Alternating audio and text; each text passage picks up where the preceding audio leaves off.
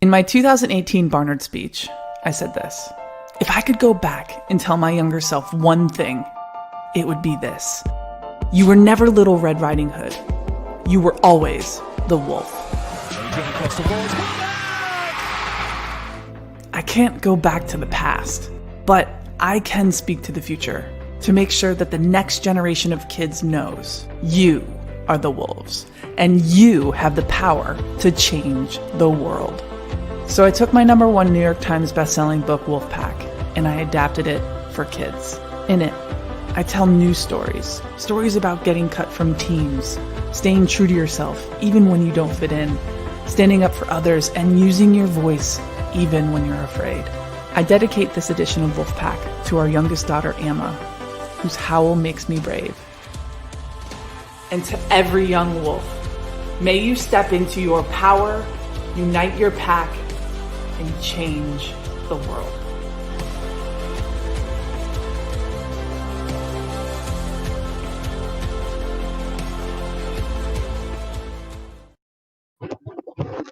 Hello, welcome to the highly anticipated launch event for Wolfpack Young Readers Edition by Abby Wambach, which just released yesterday. I'm Holland Saltzman. I'm the owner of the Novel Neighbor in St. Louis, Missouri, and we're thrilled to have you all join us tonight. If you haven't already gotten a chance to purchase your copy of the amazing Wolfpack Young Readers Edition, it's not too late to order through our Novel Neighbor site, and we have a very limited number of signed bookplates still available. We cannot express how grateful we are that Abby chose an independent bookstore to launch her very important event tonight. We'll be using hashtag WolfpackNextGen on all social media throughout the event, and we'd like for you all to join us as well. I'd like to recognize our partners for the event tonight, Macmillan Children's Publishing Group, who trusted us with this incredible opportunity, and Explore, St. Louis's experiential marketing firm that specializes in brand and message amplification while creating authentic connections for businesses, philanthropies, and community organizations. And their contributions has made this event tonight next level amazing. We'd also like to recognize our sponsor, St. Louis Scott Gallagher Soccer Club. And lastly, I'd like to recognize the Novel Neighbor staff and the volunteers who've been working around the clock to get the Wolfpack out for the last 2 days. Stephanie Skis from our staff especially, who wrote the incredible proposal to have Abby join us tonight for the launch event for her event. Now to the main event.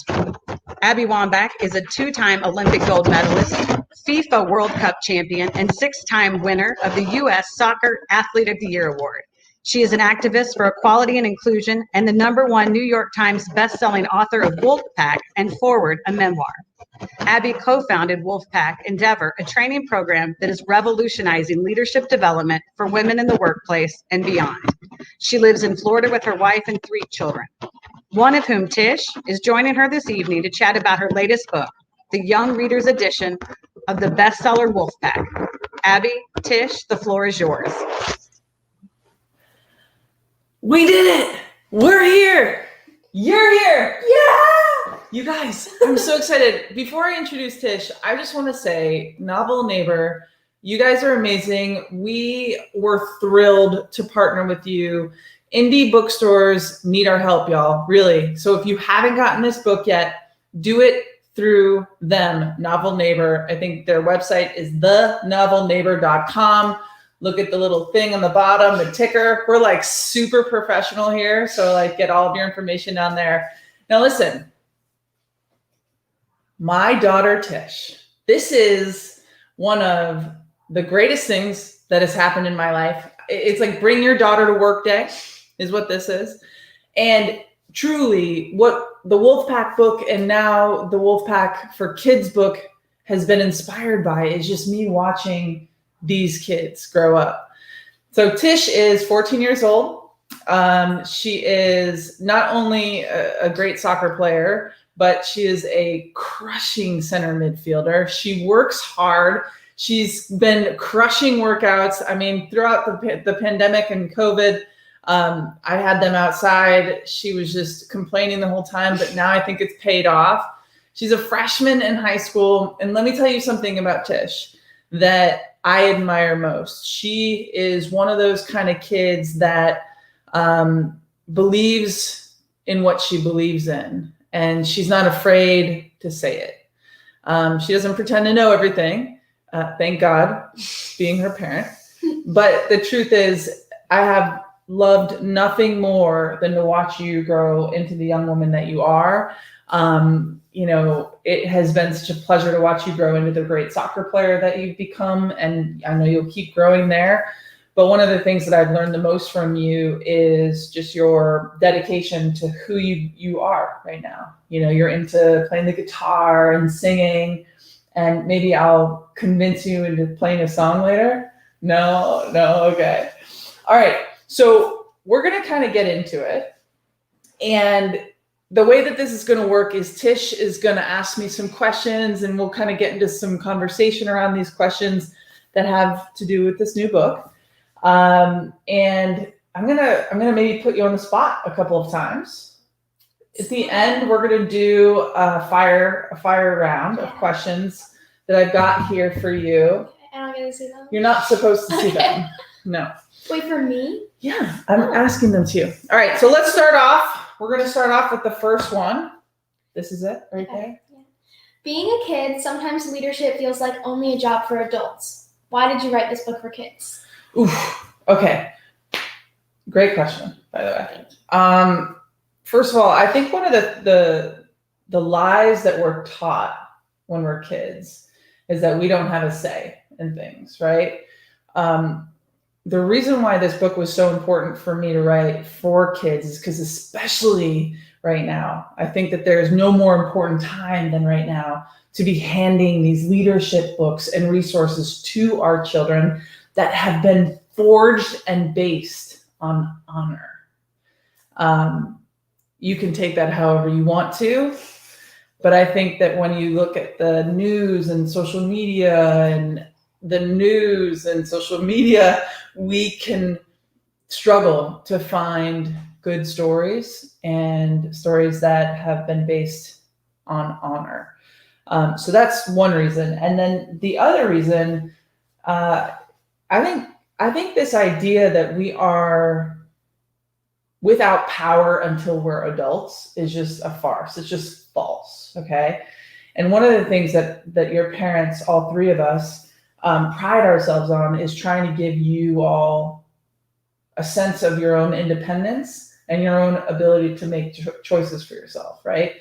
Like what food you eat. Granted, we're making the food for you, but you get to decide, right? How hydrated you're keeping your body, how healthy, are you working out? Are you reading? Are you putting yourself in right environments? And I think now with the COVID, it's a little bit weird, but I want to ask you a question about this.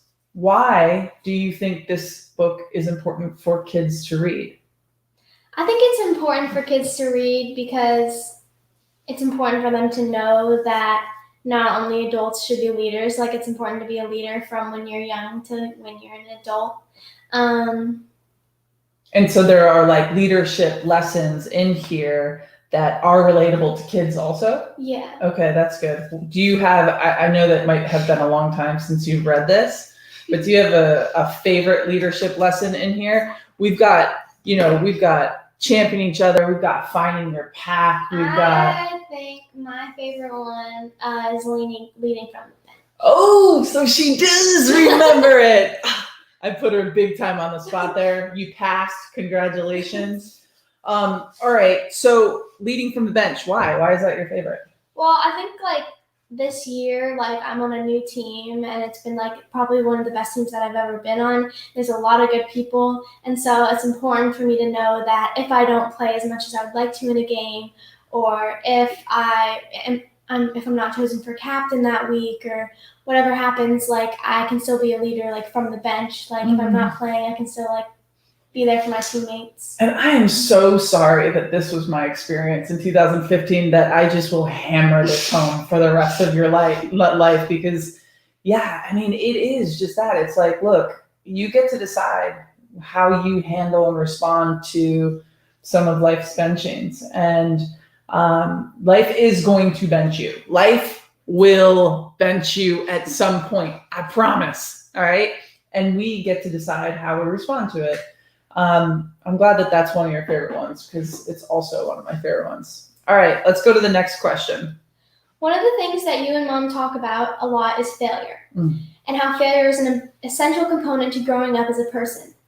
Can you talk about how us kids can make failure our fuel? Yeah, so one of the kind of nuances in the Young Readers edition that I included that's not actually in the adult version of Wolfpack is the options that kids have. You have 3 options when you fail. You can blame, shame, or claim. I think we all understand what the blaming one means. On the soccer field, it's like you make a bad pass and you're like, oh, you were in the wrong spot. Yeah. Can't stand players like that. Yeah. Number 2, shame. All of us have shamed ourselves so hardcore that we've just taken our ball and gone home, right? We just quit. That's not the right response. Or number 3, claim, right? So in the game of soccer, when you make a mistake, what is your favorite way a teammate responds?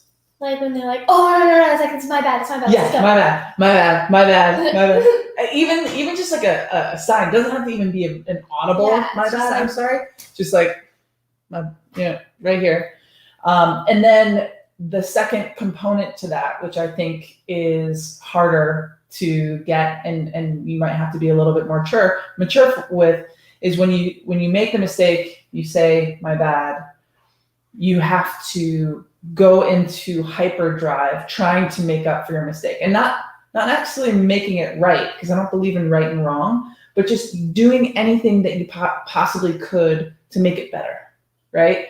And so that's not in, this is in the new Wolfpack book, which I'm very excited about, and it's super simple to remember. Oh, am I blaming, am I shaming, or am I claiming? And I think claiming, look, I'm an adult, I'm 40 years old, and I still sometimes want to blame somebody else for some of the mistakes that I've made. It's so hard to take on that responsibility and accountability. But when you start doing that for yourself, then other people on your team or in your classroom or on your street start seeing that, All right, let's go to the third one. Oh, that's me. Okay. That's right. Look at you. You're on it. One of the things that our family does during dinner time is high-low cheer. So tell me about what this is. Tell the folks what high-low cheer is. Well, we'll all sit down at the dinner table and we'll go around and we'll say what like our high was, so like our favorite time of the day, our lowest, like our least favorite time of the day, and then like a cheer, which is like cheering someone for doing like something good or yeah. Right. And one of your friends was over, and one of my favorite things that they ever said was, they were like, eating dinner with your family is very, very emotional. And I think that that's so funny, because it's like, it's kind of commonplace for us to talk about that stuff. Why do you think it's important to cheer somebody else? Like, what is it, what for you, why is it important to cheer on other people? Well, I know that like whenever I like receive some sort of like recognition for doing something like I didn't think someone saw, or like doing something behind the scenes that I didn't think I would get recognized for, like I think it makes me feel like more included, and it makes me feel like what I did was like worth it. And then Do you think that the other side of that is like, it's the same thing of thinking about life in a positive, from positive glasses or negative glasses? Like, the more things that you're looking for that are positive, the more positive things seem to happen. Mm-hmm. I kind of feel like that with this, because when you put the glasses on of like looking for goodness happening, or like Mr. Rogers used to say, like look for the helpers, like look for the people that are doing really cool, amazing stuff, that kind of gets into your blood, and it's like a psychology that when you look for it, you find it. And that is a beautiful way of living more happy and centered, and what we like to call other-minded, right? I love that. I think that's so important. And like, I write about this in the book, this idea of championing other people. And one of the things that I write about in this book is how hard sometimes it is for women especially to champion each other. A lot of times, women are pitted against each other. So let's think about it in this way. Let's say we have this table, right? And in the adult world, tables are seen as a metaphor for where big decisions are made, right? So if this big table has 10 seats around it, historically, 2 of those seats are given to women, right? And historically, women have been taught that they need to fight each other for those 2 seats. Well, in this book and in my life, I try to go all around the world yelling from the mountaintops that there are 10 seats at that table. Yes, there are 10 seats. There aren't just designated seats for women and men. We have to remember and remind each other that we don't need to compete against each other. One of my favorite things about playing on our women's national team was the confidence we had in ourselves to continually push ourselves to get better. So when Alex Morgan or Megan Rapinoe or Crystal Dunn scored goals or did awesome stuff, I was like, yes, that's good. Great job. Awesome. Because then I had the opportunity to turn up my own volume. So often when we can't or don't want to champion other people, it's because of our own jealousy. And we're allowed to be jealous. I was jealous when Alex Morgan scored goals, but I wasn't scared. Very big difference. So we were conditioned and we learned over time as a team that if you compete with each other and not against each other, that you have more chance of success and thriving. Does that make sense? Oh, I think that was a really good question. Really good answer. Thank you. Thank you. What's the How next did one? that come from high-low cheer? Oh, I remember. Okay, I'll go to the next question. Uncle Andy could be credited with saving your career. Can you tell the story about that, and why is it so important to bring your full self and use your gifts and talents? Okay, so this is a story that happened when I was 14, literally about your age. I went to a summer camp called Camp Stella in upstate New York. It was just outside of Rochester, right on the lake there in Canandaigua. Canisius Lake. And I loved this camp. I had gone to this camp since I was 5 years old. Every summer for 1 week, I got to not play soccer. I got to do whatever I wanted. I got to be away from my mom and dad. I got to live in a cabin. It was my favorite place. Okay.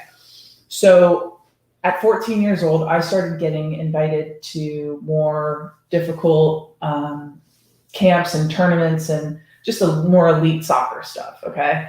And my mom had to break the news to me that I was going to have to make a decision whether or not I was going to go to these more elite camps as a soccer player, or if I was going to go back to Camp Stella Maris. And I was just like, I'm going to Camp Stella Maris. That is what I'm doing. I'm just going to quit playing soccer. And Andy, Uncle Andy, he was listening to the whole thing, and I was just having a really tough time listening to my mom with this. And I remember walking up the stairwell, and he passed me, and he just sat down on the stairs, and he just said, listen. And my brother Andy's 16 at the time. We're teenagers. He is 2 years older than me, and he's my big brother, right? Never would he want to say oh, my little sister's better than me at anything. But he goes, if you quit playing soccer, quit doing something that I would die to have half of your talent. I would give anything to have half of the talent you have as a soccer player. If you quit, then you're letting my dreams down too. And I just thought, oh, are you kidding me? Now I got to carry this. But I thought about it, and I think it's so important, first of all, that he stood up for my future. That he saw something important and something that he knew that I would want to do long term, but that I was just making a silly short term choice, right?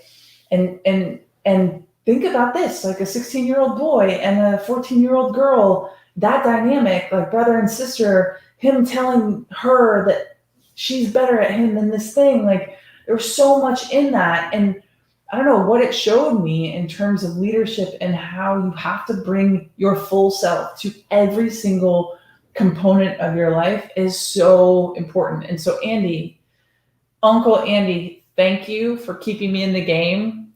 Truly, you gave me my life and the way that I experience it. And I'm so proud that I was able to like come to my senses and make the right decisions.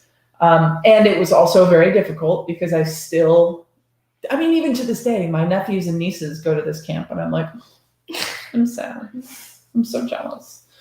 All right, let's go to this next question. Yes, go ahead. This is a question from a friend of mine.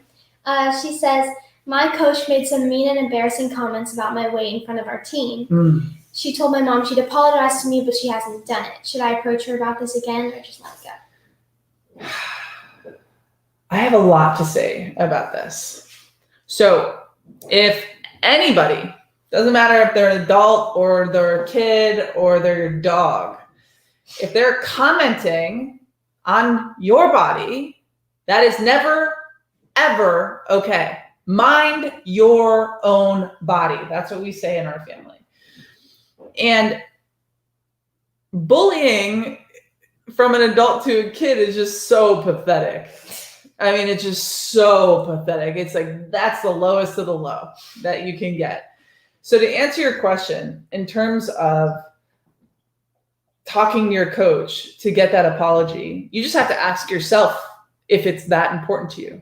Is it important to you and your heart if this coach, in fact, does apologize to you?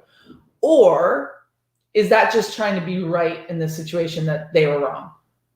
Okay. So what I would say is if they heard you and stopped talking about your body, lesson learned. If they haven't, then you might have to step back in and speak for yourself. Because what I would also say is when you say something, you make it harder for that person to say that thing again to the next one or the next one or the next one. Clearly, you're going to be okay. Clearly, you have that self-confidence inside of who you are, and we love you and we are fighting for you. But if ever a adult tries to bully you or say the wrong thing, especially when it has to do with your body, like that's just never going to be okay in my book. Oh yeah. Glennon is just here and she's like, I was talking about this question today. Do you want to know what people called me when I was young? Yeah, big. They called me Biggin. Literally, that was what my nickname was. So what did I do? I decided I was going to use that bigness and become the best in the world because of my bigness. I did. You want to know something? Wait, sorry. She hid the trophy. This is proof. This is my Player of the Year award in the world. We're just going to put this right here. It's kind of bright with the ring light. Yeah, so that's what they called me, and I turned it on them and made it one of my strongest qualities. So be big, be strong, be loud, be ambitious, be anything you want to be. That's truly it. Okay, Tish, we've got a couple more minutes, and then we're going to go into this video question section of this little chit chat. Fire round questions. Did you look at these? Mm-hmm. Well, no, I only saw 2. All right, well then I'm going to mess up the order. Okay. What is your favorite food? Come on, what's your favorite Cornbread. food? Cornbread, just because you literally ate it 2 minutes ago. Who is your favorite bonus mom? Yeah. Ah, yes! That's what I'm talking about. Okay, what is your favorite instrument? Guitar. Do you want to play it right now? I didn't bring it. Oh, okay. What is your favorite piece of clothing? Anything I own. She steals all of my clothes. Why? Because my clothes are very soft. Yeah. I'm a texture person, so are you. What kind of music are you listening to right now? Like the indie, like Phoebe Bridgers, like. Oh my gosh! Like, are you Alexis from the SCHITs Creek? No? Okay. What is your biggest fear? Spiders. Oh, being buried alive. Oh my Like it's slowly suffocating. Oh my gosh. I love it. Okay. So, listen, we are going to bring you back in to ask some of the questions from the audience. I have one more question for you. If you could give the kids out there any advice, whether it has anything to do with Wolfpack or not, like what is a nugget of wisdom from Tish? I think that, well, this is kind of like really, really specific, but I think it's really important that like if you have like a teammate or like a friend or anyone and you're trying to get a point across, like I think that being honest and then also being true. So like being honest and then true, but then also kind, like if you can like mix all of those together and then like say it like in a way that's like being honest, but then also like sparing their feelings, but then also like making sure they're becoming a better person. Like I think that's important. Honest, true, and kind, and mash them all together. Like that might be the best form of leadership I've ever heard. Oh, I love that. I love that. I love that. Okay, you are out. We are going to go into the video section of this awesome event. Thank you, Novel Neighbor, for partnering with us and helping us release this book. Let's see the first video question. Hi, my name is Miriam Taylor and I'm 10 years old and I live in St. Louis, Missouri. My question for you is, on and off the field, how do you unite people? If you are with your team or people in your life who aren't getting along, how can you be a leader and bring them together? Thank you. I love that question so much because it is so hard to unite people. When I was first kind of given the chance at being a leader on the national team, guess what happened? I was terrible. Guess why? Because I was leading in the way that I thought that I should be leading, not in the way that Abby, felt most comfortable leading. Okay. So I was saying the things that I thought that I was supposed to say, and I was doing the things that I thought that I was supposed to do. And then we had this coach that came in 2008. Her name is Pia Sundaga. And she shows up to our very first camp, decides that she was going to bring her full self. And I find out that that's where Pia always brings herself. She just brings her full self everywhere she goes. Well, our first camp, on our national team, we kind of take ourselves a little seriously. Like we got our USA gear on and we're waiting for this like great presentation. And she stands in front of us, grabs a guitar and starts singing. And for the first half of that song, I'll have to be honest, I thought she was wild. I was like, we are doomed. This is a terrible thing that's about to happen to us. And then for the rest of that song, I found myself kind of leaning in and getting curious about this way. Obviously, music has little to do in many people's opinions with soccer. But the truth is, Pia showed us who she was, and she was unapologetic about it, right? So from that moment on, I promised myself, I'm going to show up exactly who I am. And wouldn't you know, people follow true. People follow honor. And that is the only way I can tell you that helped or I found success at getting people to follow me. Sometimes I had to be goofy and sometimes I had to be strong and hard. Sometimes I just had to put the team on my back and score that goal. Other times I had to let them go ahead and do it without me. But it's possible. Getting people to follow is possible. And it doesn't always mean that they're going to follow you. All right, great question. Thank you so much. Let's get to the second video.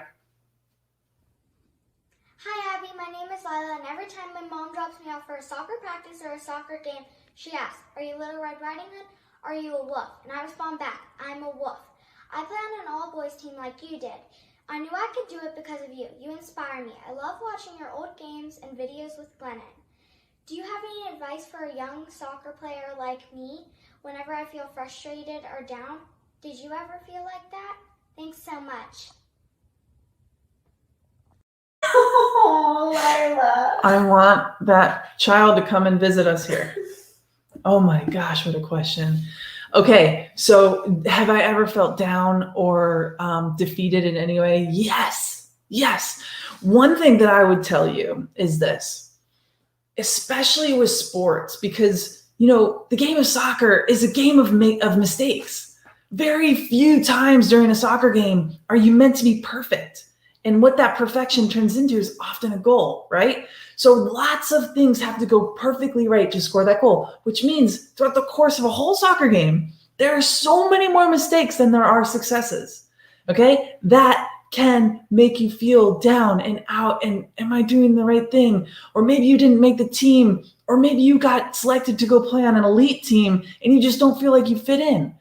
My advice for you is lean into the discomfort, what I like to call level up. So you're gonna often run into level up moments in your whole life, whether it be going from new grade to new grade, or a new school or a new team, whatever it is, you have an opportunity. Every single time that I had to level up in my life, I thought that I was the worst player ever. I didn't think I belonged. I thought that I should just take my ball and go home. But I promised myself one thing, and it was to stay and to feel the discomfort and to continue on anyway, because that next day I was a little less uncomfortable. I was a little bit more comfortable. And the next day I was a little bit more comfortable, right? So level up. Every single time you get a chance to level up, do it. If you're playing against the boys and one day you're going to have to transfer over to playing with the girls like I did, play a higher level, play an older age, do whatever it is, because that is how we grow. And when you're making mistakes, it doesn't mean that you take your ball and go home. It means you just got to work a little bit smarter, maybe a little bit harder. Great question. I love that question. Next one. Hi Abby, my name is Bailey and I'm a sophomore at Webster Groves High School. I'm currently a 3-sport athlete. I play soccer, softball, and I swim. My question for you is, do you think it's beneficial for kids to be multi-sport athletes or focus on one sport by the time they get to high school? I was also wondering if when you were younger, you played other sports as well. I love this question. And this is a really important question because I think there's a lot of different kinds of opinions out there. Number one, the first part of your question, I believe deeply that some of the best athletes in the world are the ones that were able to play multiple sports as a kid. I played basketball, I played baseball, I swam. I loved playing basketball. I needed the break from soccer, and learning how to rebound a basketball. Think about it. Every time that ball goes up and hits the rim, what do I have to do to go and get that rebound, right? Not only do I have to get physical, use my body, but I have to time my jump. What other thing do you think that I did really good at during my soccer career that involved timing my jump? Heading the soccer ball. So every time that I went up to go get a rebound for a basketball, I was learning how to head that soccer ball. I was learning that moment. That moment was getting ingrained in my body. When I scored that goal against Brazil in 2011, that moment was practiced over and over and over again, not just on the soccer field. So I'm a big proponent of playing multiple sports and playing many sports, because here's the thing. Very few of us will go and get to even college and then beyond in pros and beyond on the national team. But what we can do is we can prepare for our life beyond, right? Beyond college and beyond whatever. You need to know how to do some sports, right? To stay fit, to stay healthy, whether it's shooting hoops at a YMCA or whether it's going out in your backyard trying to teach your own kid one day how to play sports or how to do this or that. Playing multiple sports, I think, is an essential ingredient. And I think we have to remember why specializing in sports right now is so important to some of these clubs, soccer clubs, because I know that it's happening. It's happening with our kids too. There's a huge stress to just play your sport, one soccer, right? And it's money. It really is money. If you are a truly good athlete, I don't think that there will be anything wrong with you playing multiple sports. It's just the system that is set up right now is difficult to kind of fight against. So I love that question. Thank you for asking it. Let's go to the next one. My name is Quinn and I'm 7 years old, and when I'm on the soccer field, I'm a wolf, but when I'm not on the soccer field, I have anxiety. Can you tell me how to be more like a wolf every day?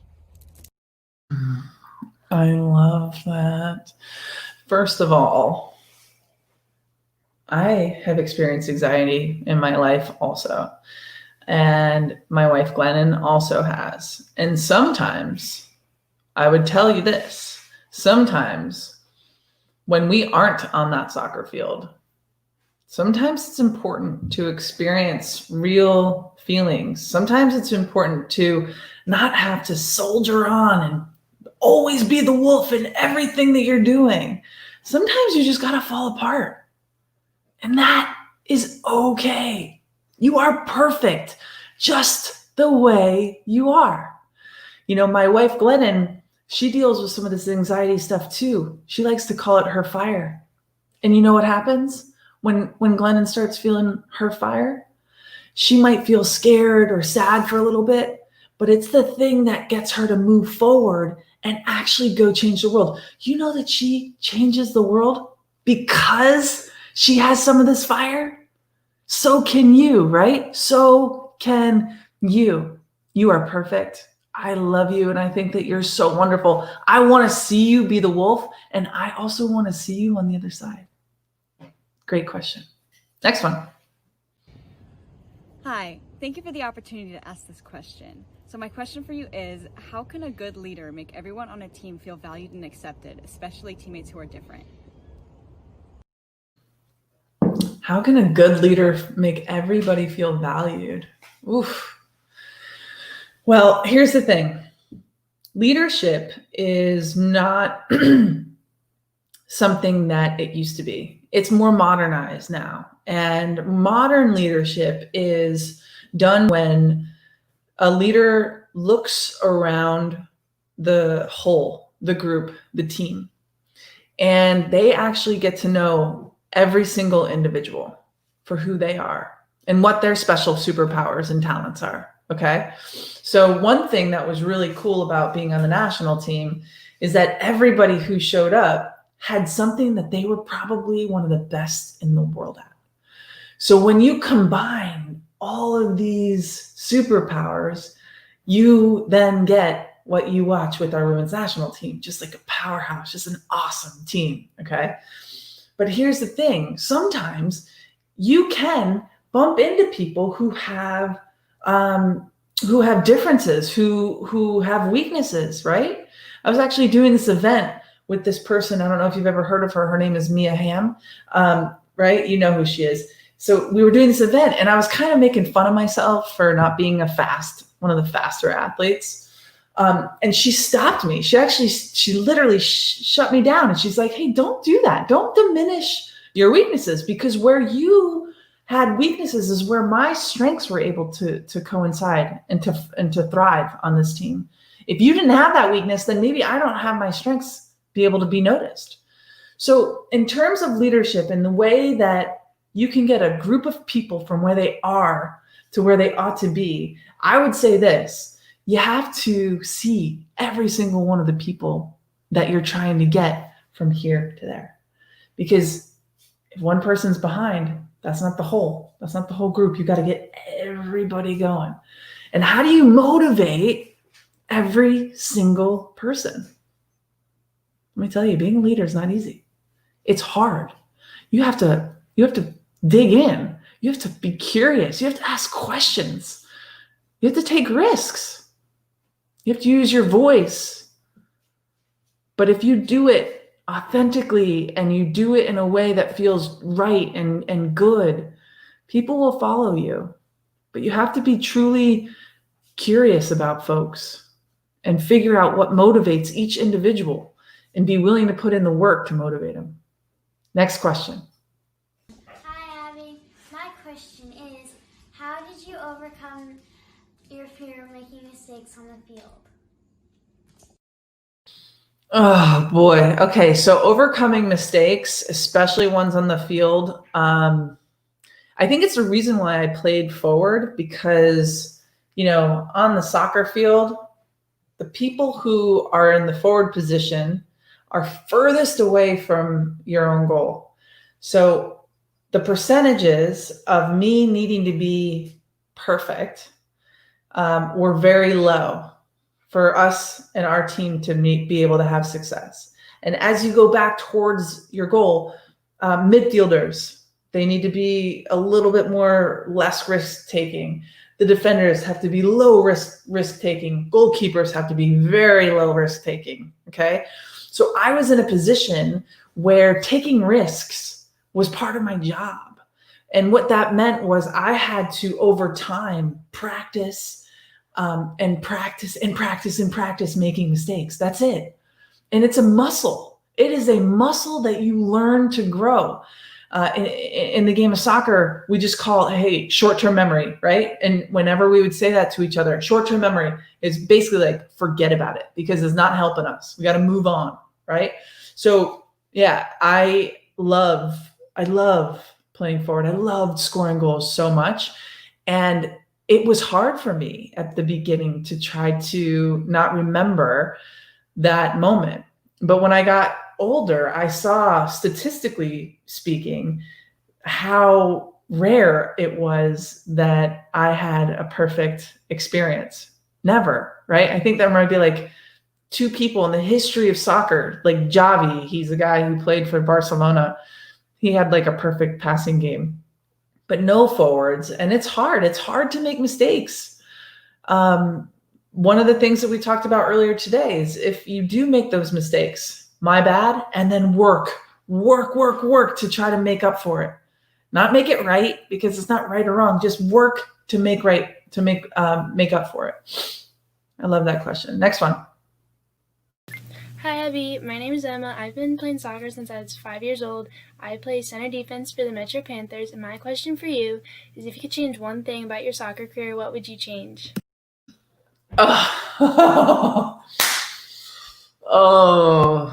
What would I change? I would change that my family right now never saw me play in person. I wouldn't change any of the outcomes. I wouldn't have changed any of the teammates because every single one of those moments and things taught me something. I wouldn't even have changed getting benched in 2015. I think that what I learned as a leader and what I grew in respect from my teammates mattered. I don't know if you guys remember, but in 2015, our women's national team was playing in the Women's World Cup up in Canada. A team at the time, I was 35 years old. So excited about this being possibly my last World Cup and envisioning me being on the field, scoring that game-winning goal like I had so many times before. And halfway through the tournament, our coaching staff sat me down and we decided that I was going to better serve my team by coming off the bench.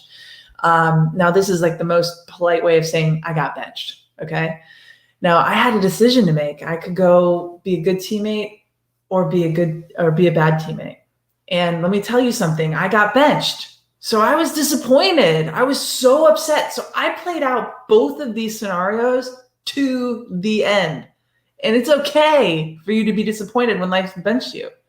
What's not okay is for you to miss your opportunity to lead from the bench. Because here's the thing. Everything that I had yet to learn about leadership was sitting right there on that bench. What I did was I proved that every time I spoke and all the words that I said leading up into this point was what I truly believed because I backed it up with my actions. And when my teammates saw me do that, and they saw me do that under the hardest circumstances, they knew who I was. They knew who my character was. So guess who they call now? When we're all retired and weird stuff happens, people die, people get sick. My teammates call me. That team trusts that I am good, and I am good as my word. And it's because I was tested in the way that I was going to respond to that life's benching. And so you can respond well. I know it because I had to go through a really, really tough time. And had it not been for that benching, I probably would never have written this book. Nobody would have touted me as great leader. No, that never would have happened. Awesome question. I think, is there another question? No. Hi Abby, my name is Creighton Bluette, and I've been playing soccer since I was 4 years old, and I love using my speed and aggressiveness when I play. I was wondering, what can I expect to gain from soccer in the next phase of my life, and what advantage did you gain from soccer? Thanks. I think that I witnessed a St. Louis women's soccer emblem, or maybe it's the next men's MLS team on the crest of the shirt, and that was really cool. I think one of the things you can expect from whatever it is, soccer, anything that you dedicate yourself to, okay? If you do it wholeheartedly and you don't leave any stone unturned. And what I mean by that is, you know, the game of soccer and the game of life is complicated and how deep you want to go into it, right? So let's talk about soccer. You've got physical fitness and how you break into that. I mean, that can go tons of different ways, whether it's sprinting or aerobic or strength and conditioning or regeneration, or, I mean, you can talk about this for hours. But the thing that sport did for me was it taught me about the possibility of what a group of people who collectively buy into the same idea, what they can do. And they can literally change the world. But you got to have that buy-in, right? And sport has that unique ability to inspire and push. And you get to learn about yourself, right? People ask me all the time, like, what I miss most about the game. And it is not, I promise you this, it is not running. It is not the game. It's not soccer. It's the people. Because the people are what grounded it for me, are what made it special. You know, it was never like the actual medal going over my neck that was special. It was the time in the locker room that we looked at each other, having seen and know exactly how much all of us sacrificed to get there. It's the people, the bond, the relationship, the ability to sacrifice everything for this common goal. That is, in some ways, me at my best, and me at my most challenged, and me at my most inspired. So that is what is to come for you. That's my wish. That is my wish. And also to just find your people, right? You got to find people to do life with. Find your pack. That is essentially why I wrote this book, is I have the experience of success and have the experience and the wisdom to figure out, how did I get there? How did I get that success? And for me, very little to do with one person. I scored a lot of goals, but it was a collective, a total collective. All right, Tish, come on in. We're gonna go to the preset audience questions. Are you guys having fun? Let's just like do a little shakeout. Come on, come on, come on, come on. You guys have been watching the screen all day, your virtual school. All right, Tishy, what do we got here? We're section 3. Okay. Wait, I asked that. Sure. Okay. Lisa Thomas asks, how do you encourage your daughters to demand what is deserved to them? Oh, okay. So this is a tough one, because when you are raising, scoot over this way. Yeah. When you are raising strong and confident kids and you're telling them to demand what they deserve, and they want money I know. or they want something silly or whatever it is, no, in all seriousness, it is our job as your parents to make sure that in every situation where you feel like you deserve something, that you're asking for it. I think a lot of times, especially now with virtual school, it's hard to communicate what you need from your teachers. Or if that assignment didn't get turned in, you got to email your teachers, okay? Don't just assume they're going to email you. They will not. You have to email them. I digress. The idea, though, especially for girls, to demand, boys don't have as much problem with this as girls do. You went to school long ago, before the pandemic started. Would you say that girls have a harder time speaking up for what they want or what they need? Yeah, like when we would do like class discussions, and then the guys would be like talking, and all the girls would be like, "Oh, I don't know," and I'd be like, "Bam, bam, bam." Yes. So do you speak up in those moments, and then do you encourage some of your friends to maybe amplify their voices? Yeah, well, I've never been one that was just doesn't talk. I like to talk a lot, but I think when one of my friends was I knew she was kind of scared to talk, and I'd be like, "Come on," or I'd say something that I knew she had notes on, because I looked over at her paper, and then she could add to it so that she'd get points. I love that. All right, who's up next? Bree asks, "Where did you come up with the idea of Wolfpack?" Okay, Wolfpack is, I'm obsessed with, first of all, flipping fairy tales. The ones that we're taught when we're kids. The ones that you're taught right now. Little Red Riding Hood goes off in the woods, and she's got to stay on the path. Otherwise, if she ventures off the path, the big bad wolf is going to eat her. I also love this whole concept. I saw this TED Talk recently about Yellowstone in 1995. The scientists decided they were going to reintroduce the wolves into this ecosystem because the river stopped running. And the reason why the river stopped running was because the deer were eating through the vegetation, which was weakening the riverbed, so the river stopped flowing. So they thought, okay, if we put these wolves back into this ecosystem, maybe one thing will lead to the next, and those riverbeds will strengthen in the rivers. And wouldn't you know, it happened. So when I saw this story, I was like, we are the wolves. We women are the wolves, or any marginalized folk, okay? I think it's so important, and I just love wolf packs. Do a little research. They're amazing, They're really amazing. Ruby asks, what's important in being a good teammate? Ooh. What is important in being a good teammate?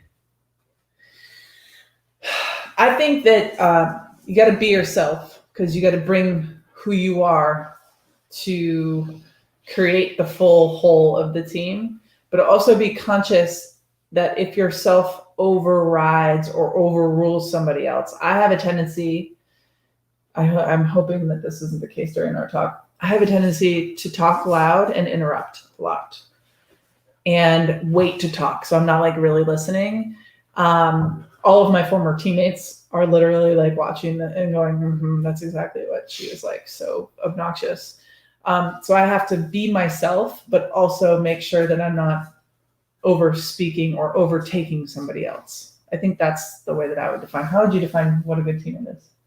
I think it's being there for your teammates no matter what. It's the leading on the bench thing. It's if you are benched and then you're and you're oh my God, I'm so jealous of everyone else, and you just have to switch the mindset to oh, but they get playing time, they get to show the coach how good they are. And it's really hard, but I think it's important to always be there for your teammates. It is so hard when somebody else gets a chance. Yeah. And you're the one that loses the chance. My teammate Heather O'Reilly and I, early on in our careers, we flip-flopped who would make a roster for the national team and who wouldn't. And truly, she's one of my favorite people, one of my closest friends to this day, because we never turned on each other. We never made it a competition against each other. We were just competing for that spot.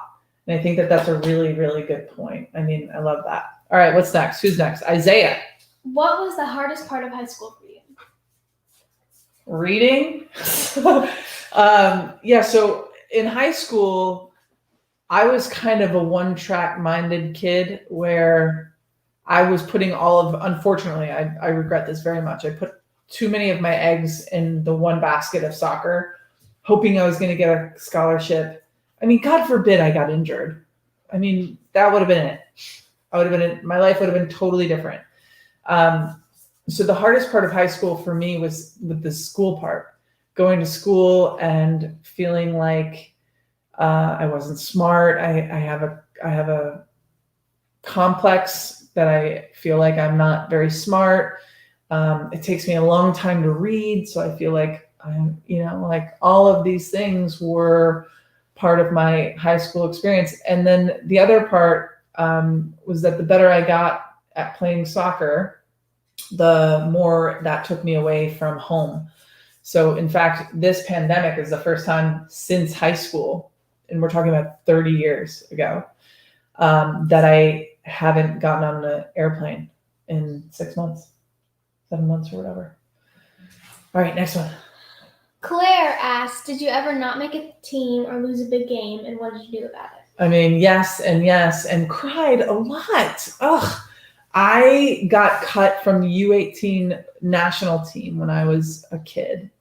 It was the youth national teams, and you might be like, oh my God, but that was the national team. Like, I was still devastated because I was just nominated as the player of the year that year.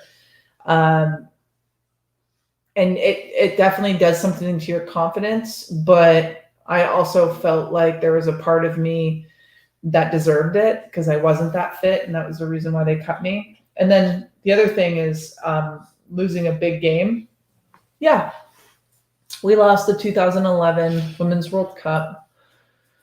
I know that people think that we won it because I scored that crazy goal against Brazil, but that was actually only the quarterfinals. We still had to play France, and then we also had to play Japan in the final, and we ended up losing on penalty kicks.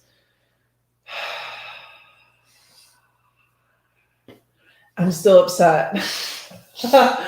It's upsetting, but the next year we were able to go to the London Olympics and win a gold medal. Homari Sawa from the Japanese team scored a ridiculous goal, and I don't know how she did it. Anyways, let's just go on. I'm still upset. You never really get over it. This is for me. Oh, good. What do you hope your generation of the Wolfpack will bring to the world? I hope that we bring good change, just a change in all the systems. That's girls are supposed to be quiet, boys are supposed to have short hair, girls are supposed to have long hair, everyone's supposed to be this and that. It's I just hope we just change everything, just be everyone can be whatever they want to be, and it's no judgment, just everyone should be there for each other. It's so weird because I feel like as kids, our generation felt that way about whatever the thing was then. Mm-hmm. When you're a kid, you think, let's just let everybody be who they want to be. Yeah. It doesn't matter. And then stupid adults ruin it. Yeah. Right? So my wish is that your generation is the first one that actually can fix it. All right. Next one, Violet. What is your favorite moment from a big soccer game? Big. My favorite moment from a big soccer game. Well, I did score that goal. That 2011.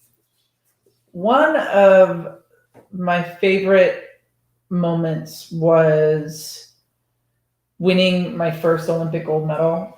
I was 24, and some of the older women, Mia Hamm and Julie Foudy and Joy Fawcett, they were retiring after this tournament. So I really wanted to send them off with a championship, a win. And I scored the game-winning goal in the final to do that, which was really exciting for me, especially because the year before in the Women's World Cup in 2003, my mark against Germany scored, and we ended up losing that game, and I felt personally responsible.